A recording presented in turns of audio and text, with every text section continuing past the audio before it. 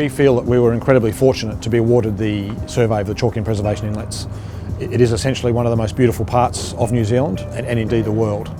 In mid-2013, iXSurvey was awarded a large survey contract by Land Information New Zealand to undertake a multi-beam echo sounder survey of the Chalky and Preservation Inlets.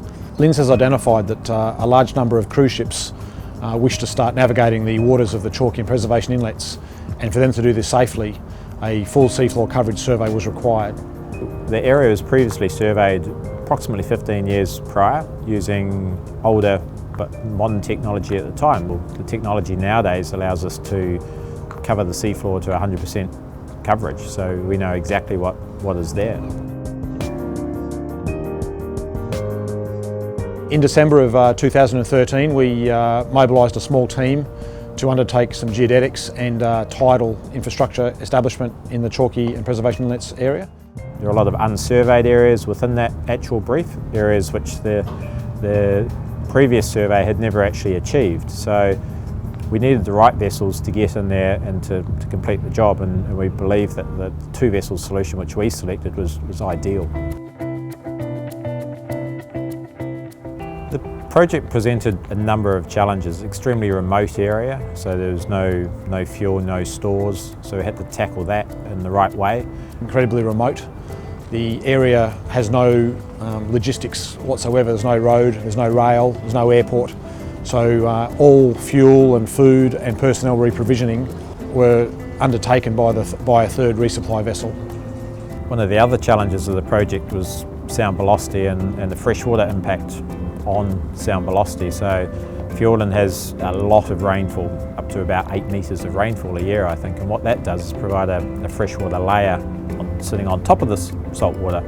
In order to combat the freshwater layer, it was decided that an automated sound velocity profiling system would be fitted to each vessel to reduce the amount of downtime required on a daily basis to undertake sound velocity profiles. The other benefit of it was that because we didn't have to stop, we could conduct more sound velocity dips if we thought we needed them. It was just a matter of going out, activating the sensor, capturing the data and storing that away for later post-processing. So the use of these automated profiling systems allowed us to undertake the survey for a lesser cost than we would have otherwise been able to achieve.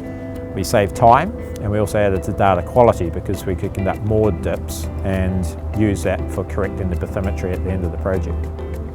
One of the technical challenges we approached with this project was that the fjords are very deep and there's not a lot of water flow in and out. So what that means is that the rainfall and the sediment comes down off the hills and is actually on the seabed, and it's very deep and soft.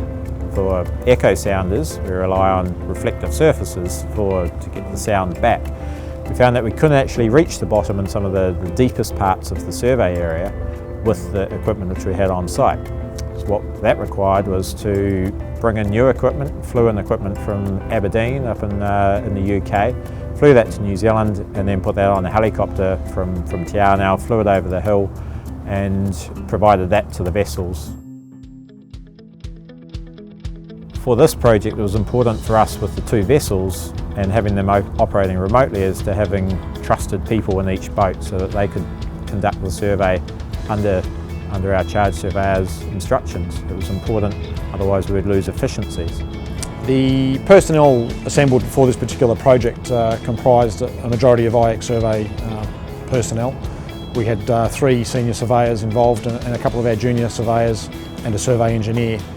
So by manning it this way, it ensured that we could maintain our data quality, meet the standards and meet our expectations and deliver the results for the survey.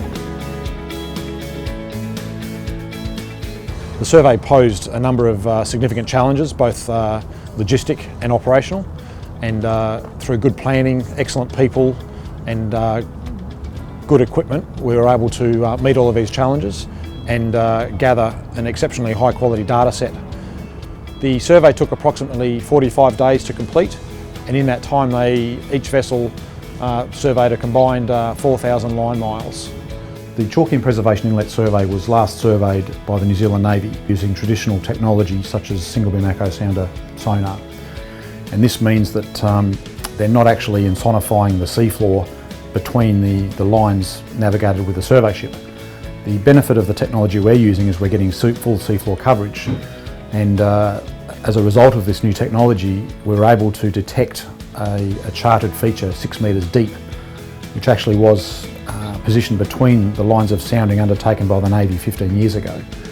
So what we've actually found is a rock that could have caused a significant environmental and marine incident, and if this prevents one grounding or one environmental disaster, it's been well and truly worth the time and effort invested by the New Zealand Government to have it undertaken. And overall, the area is thoroughly surveyed and is safe for navigation.